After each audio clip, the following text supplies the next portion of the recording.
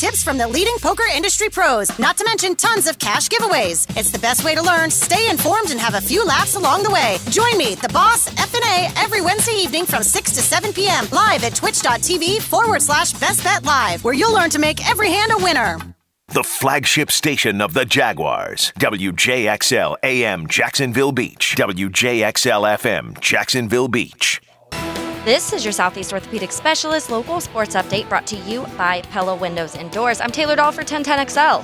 Minshew Mania and offense struggled against New Orleans over the weekend as Gardner Minshew threw for 163 yards and an interception. DJ Chark held to 43 yards and no touchdowns as the Saints win on the road 13-6 to drop the Jags to 2-4 on the season. Hayes Carlyon talked to linebacker Miles Jack on the position the Jags are in leading into Week 7 against the Bengals. We got to win now.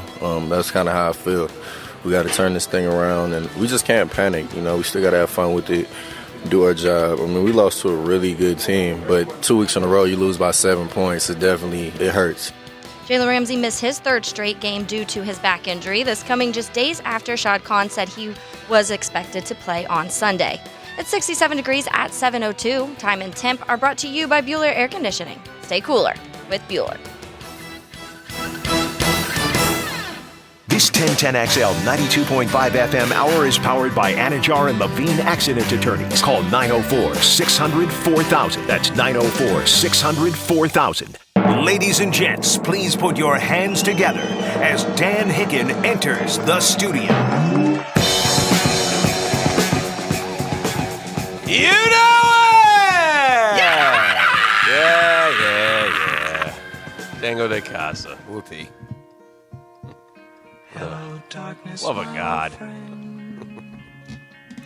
When does it Watch that again. When does this nightmare end?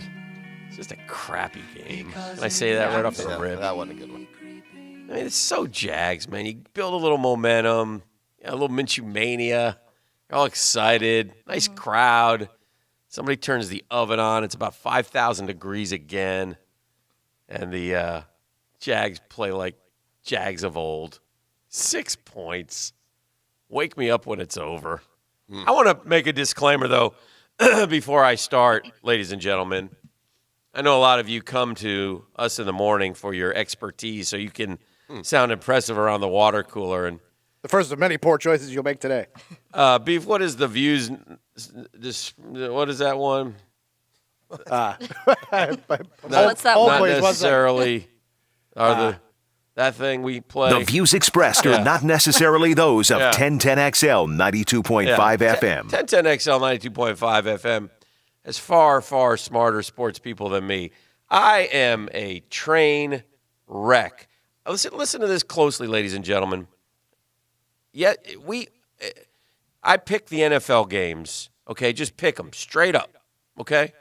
Just who I think's going to win the game, all right?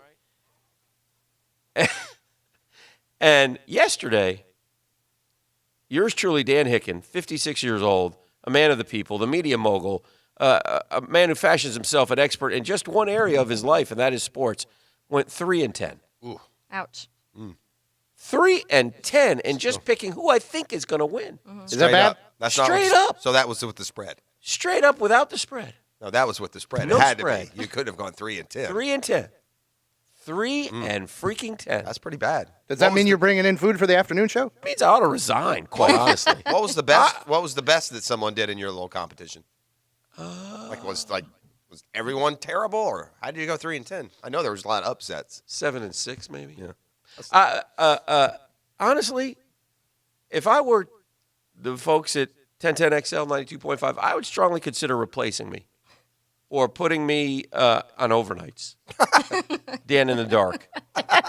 Welcome to Dan in the Dark. Hey, it's Dan in the Dark.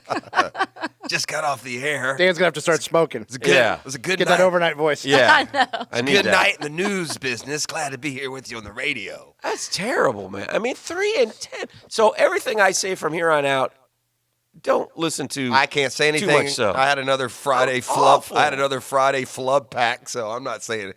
I'm not the man. I'm not the man to judge. I'm an embarrassment. And I'm sorry. I've said that before, But but I it don't wasn't know about that, this. I don't know that I can do any better. I'm no good. Anyway, I just wanted to get that off my chest. Taylor, It no, was just a bad week, Dan. Taylor, I'd like to. no painful losses for the Bears this weekend, Taylor. Oh, So you had that got a going. bye. Taylor- I got to relax a little bit. Taylor, you know a lot more sports than I do. I'm not. I don't think so. apologize. I'm not going to. Thank you, but I don't. I'm not going to ever look at you sideways again, or make fun of you behind your back, or the horrible things that I do. Taylor, I would Thank go you. ahead I and not apologize. bank on that. Yeah, I'm not counting. Beef.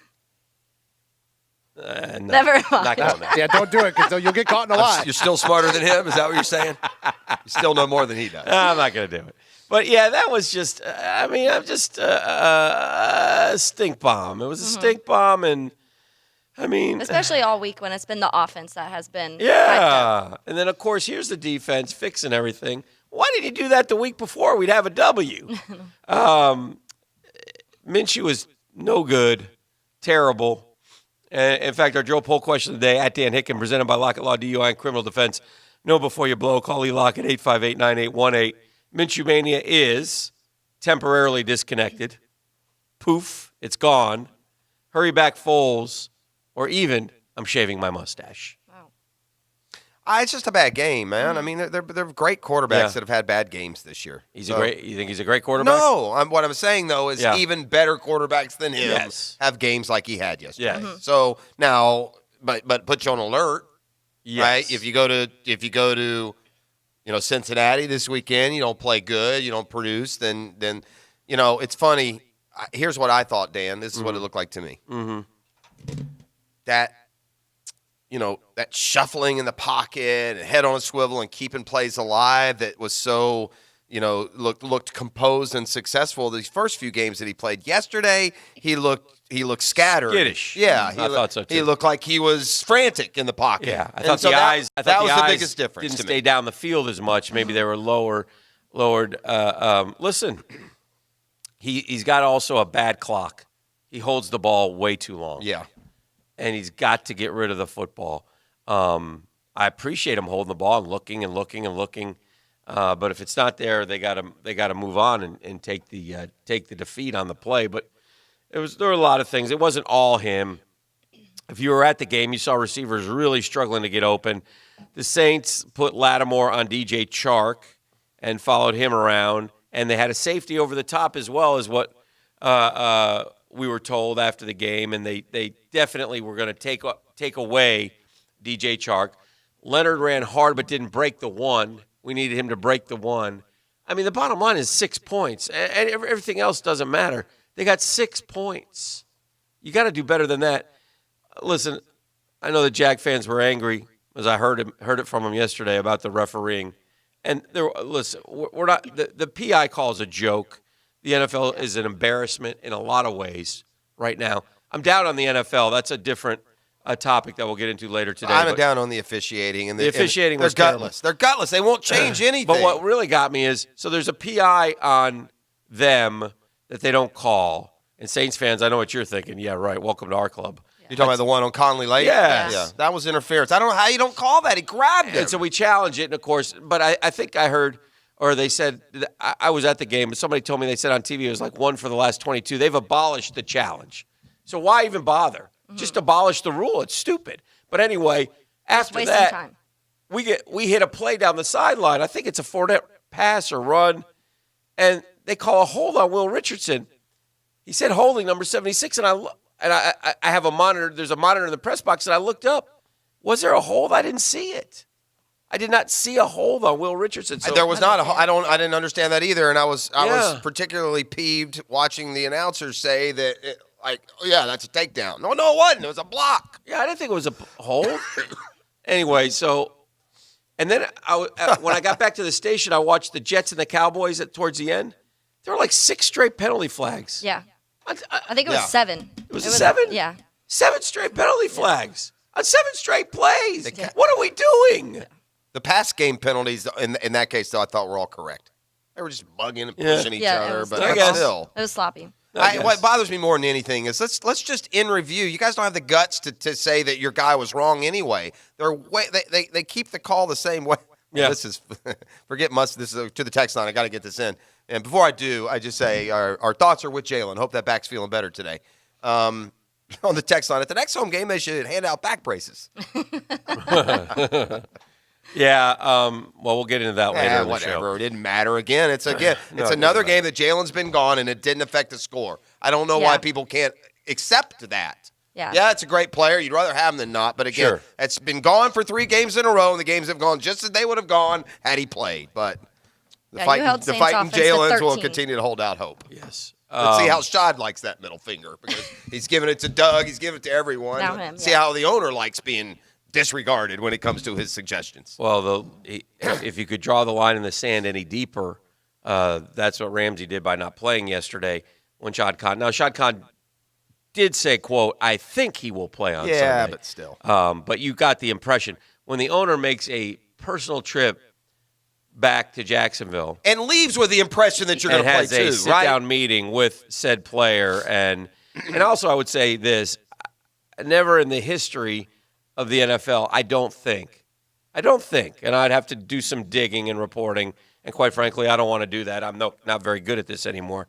But never in the history of the NFL has a player missed 3 straight games with a alleged back injury that there's no structural damage to. In other words, if somebody was missing 3 straight games, I think we would know he's got a hernia. Dude, he jaked it the first game. We said it then. I don't know why we tiptoe around the fact the guy's just jaking it. Nobody's tiptoeing around it. I just said never in the history of the NFL has anyone missed 3 straight games with a unspecified injury. Especially someone who hasn't missed games due to injury. And what really annoys me is last Saturday, I watched DJ Hayden with a boot on his foot. He could barely walk on Saturday. And then he came out to warm-ups on Sunday in Carolina, still with a profound limp. And then he played his rear end off last Sunday, came back and played again this Sunday. And that's got to start creeping in. If you're a team, like, come on, man, what are we doing here? So anyway, lots to discuss today. Minshew Mania on the ropes. The Jags on the ropes. Ramsey as a Jag, maybe on the ropes. Are the Bengals going to deliver the knockout punch in 2019? Lot to discuss and get into right here on The Drill. Now, Downtime with Dan on 1010XL. Brought to you by Ameris Bank. Our look is changing, but our commitment to you remains fierce. Learn more at amerisbank.com/new look. He looked like a rookie. Gardner Minshew really struggling yesterday in every facet of the football game. Just had trouble getting the ball to guys who were open, had trouble finding open guys, held the ball a little too long at times, just didn't go well. Everything, and ultimately only led the team to 6 points. And a disappointing day at the bank, to be sure. I mean, look, this set up perfectly. And instead, it was same old, and that's what's, I think, so disappointing about the Jaguars' performance as they fall to 2-4. Season over? ? Not yet. Season on the ropes, as I said. You better believe it. At Ameris Bank, we didn't become bankers so we could tell you no. We chose this profession because we knew we could make a difference.